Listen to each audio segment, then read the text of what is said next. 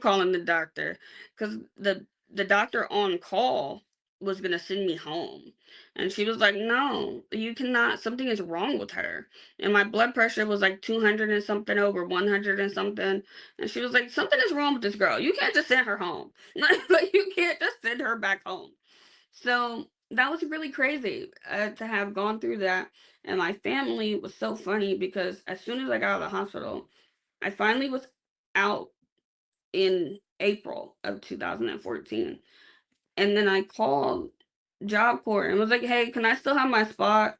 And they were like, "Yeah, we held it for you since you almost died. The next class starts in June." I was like, "Bet, I'll be there." So from the time I got out of the hospital to June, I just focused on being well enough to go do this program. And the program is supposed to be a 9-month program, but I finished it in 6 months. So by the end of 2014, I had actually finished my Job Corps program and graduated. And then I started a job at Lowe's call center. They had just opened up a call center here in Indianapolis, and so it was great. Um, and I thought things were going so well for me until in 2015, toward the end of the year, I started having stomach problems again, and then I ended up having to have a major hernia repair. Like they went in there and they had to put the mesh. It was nuts. Like it was crazy. So I had to have that surgery in 2016. So And it then sounds like throughout your whole life you had a constant on and off major progression mhm. of like food poisoning. I imagine that's what it felt like. Yeah. And like when you think about it, I was born in 1992.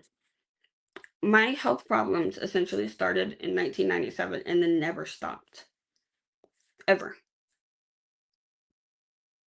And so even though I had this hernia repair in February of 2016, by October of 2016, it was my vision again. And I was like, we have to start figuring out what's happening with my vision because I started really losing vision.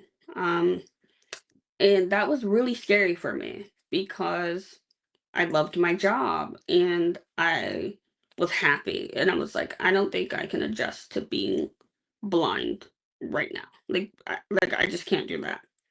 Um, so luckily, after that major surgery in 2016, I didn't have one for a while, and not for like bowel obstructions or hernia repairs or anything like that. Some of the ones that followed were eye surgeries, but I did still have the ovarian cyst. Um, and that ovarian cyst plagued me until 2022. But don't worry, we'll get there. Um, so from 2016, everything was okay. 2017, I dealt with some health issues again, but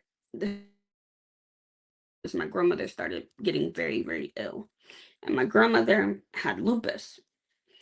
I also would like to interject at this time that my grandmother and my grandfather were divorced when I was living with my grandfather. Um, so she wasn't privy to his shenanigans. That was his second wife, who we don't claim. And Okay. so All right. Enough said. Enough said. my grandmother was a phenomenal woman, and she was the big mama in our family. Like she truly was our matriarch. Um, and so she started getting really sick toward the end of 2017, and by 2018, we didn't know at the time, but we ended up losing her. She told my aunt, my mom's youngest sister, in January of 2018, she told her, I'm not going to make it to Thanksgiving. And my aunt didn't believe her, which I don't know why people didn't believe my grandma, because when she would speak, stuff happened.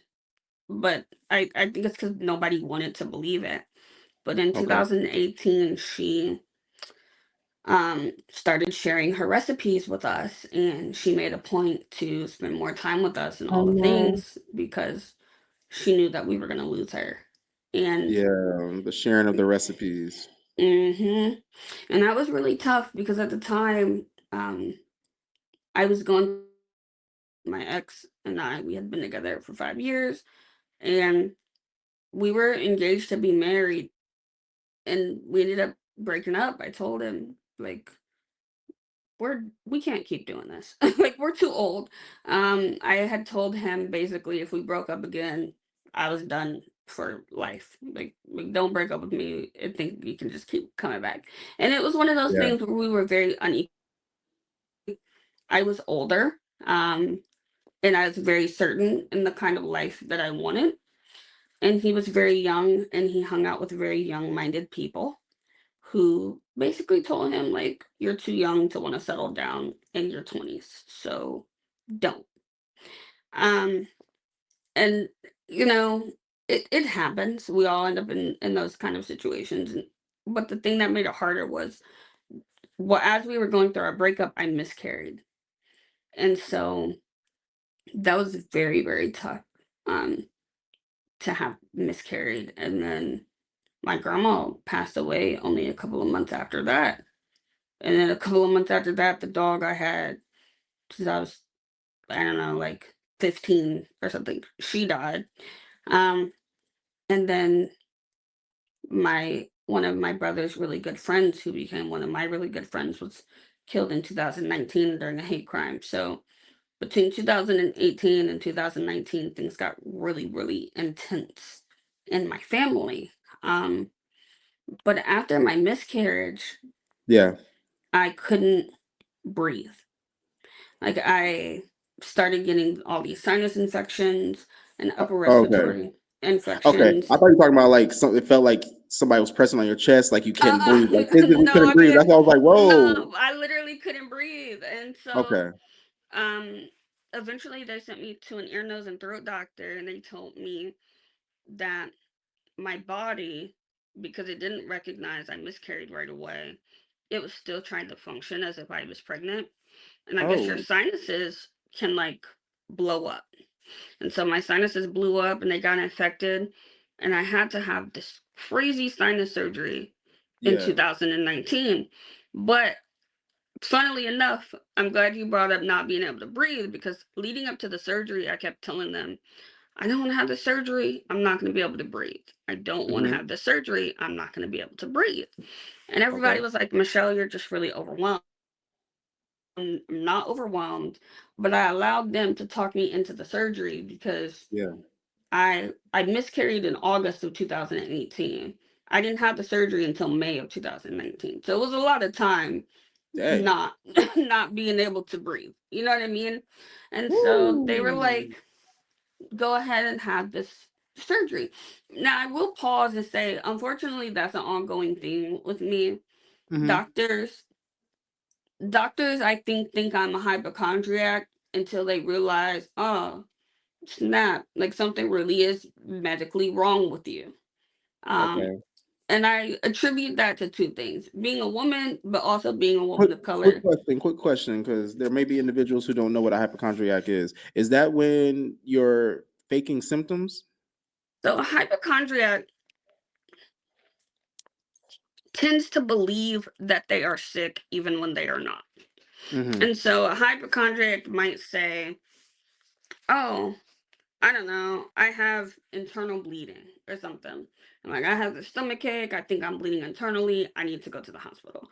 The hypochondriac basically blows all of their symptoms out of proportion. So it doesn't necessarily mean that they're not sick or nothing is wrong. It just means that the common cold that they have is just a cold, and they're telling you that they got influenza A.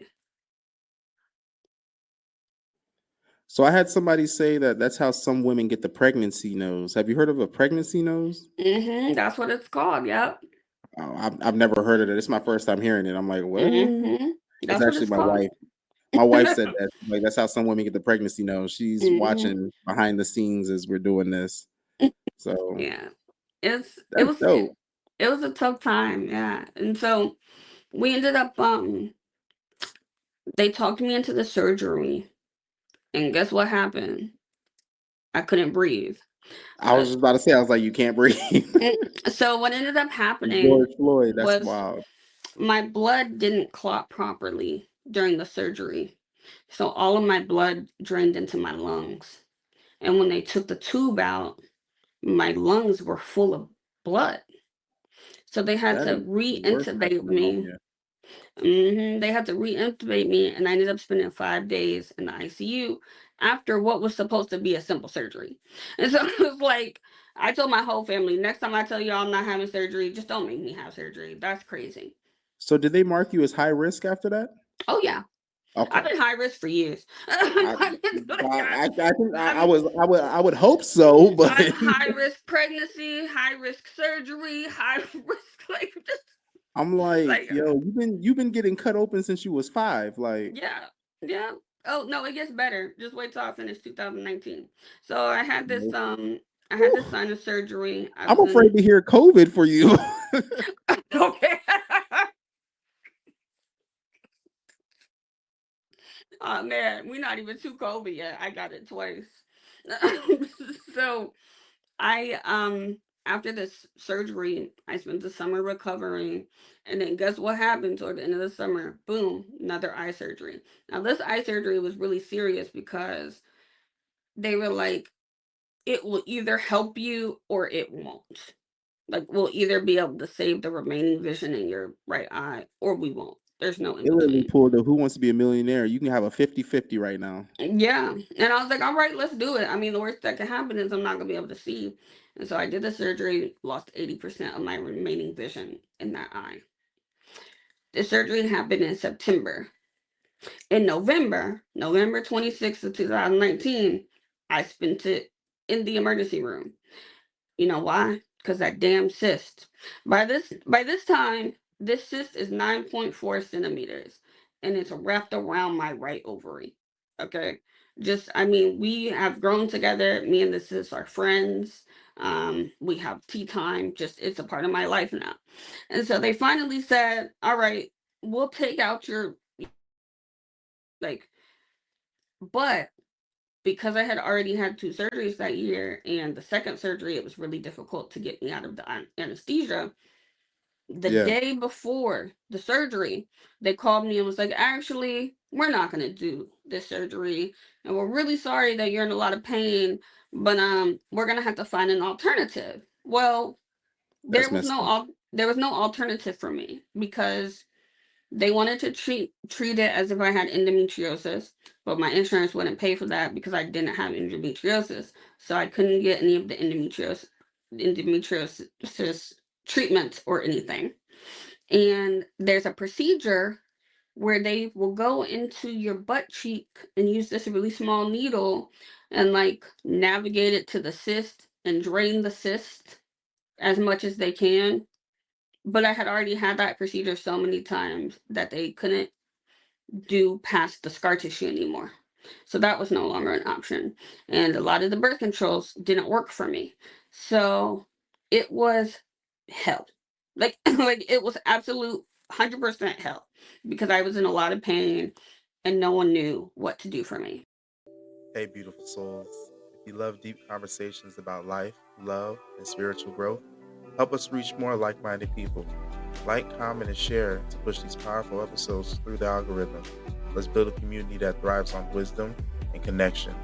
Find us everywhere: YouTube at Danley_Divine, Facebook and Kick at Divine Time Podcast, and also follow the blog, divinetime.blog. If you're looking for your soul tribe, join our Telegram group, Warriors of Love. Together we rise. Divine time is now.